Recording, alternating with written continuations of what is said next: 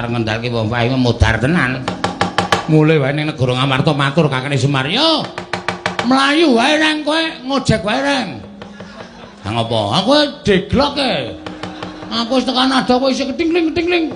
Kowe dianu goleke ojek ya Grab. Grab ora didit kok nganggo Grab barang.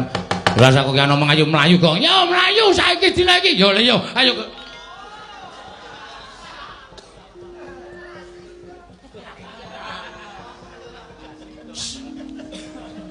Apa e?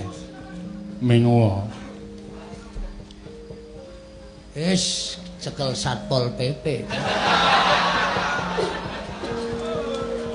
Mudyar. Monggo Ndara Baladewa kuwi Piyai Ngastina. Pengayomane Piyai Ngastina Ndara Baladewa. Petruk. Kowe sing kaya negara Ngastina. Ya ora? Taman ana Piyai Nenggala. Nyus. Mudyar. Bagong maju loloi negara cangkeme. Nyus. Gareng kowe wong sekeng wong ora duwe deglok cikot kira tak nai pangapura. Wah. Kuwi karangane sapa ngono kuwi? Lah karanganku. Karangan iki bakale mati kabeh. Wis pasrah wae, Truk. Nyun ngapunten, Ndara. Petruk. Nun. Ngopo kowe mlayu? Ngopo kowe mlayu? Kowe iki nek kono omong pisanan ki sing cetha le nampa. Nek ping pindho iki wis getak. Oh, mana ngopo mlayu? Ah, kuwi tegese ngopo kowe mlayu-mlayu dadak Nun. Kono seru. Ngopo kowe mlayu-mlayu? Bosok kupingmu. Bres, Gong. Aku mburi wae ah. Kowe sing arep aku wedi tenan aku nek kowe omong ngono kuwi. Ah, tandane.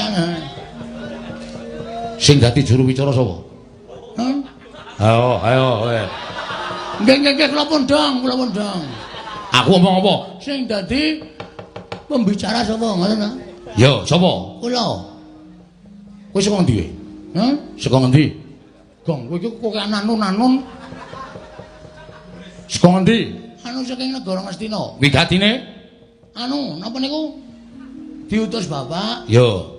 Ken nggo anu nderekke kondur Ndara Werkudara kali Ndara Janaka. Terus teng mriko kula geger. Lho, geger karo sapa?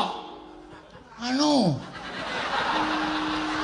Wis tetek wae nang ngarep ndasmu kowe.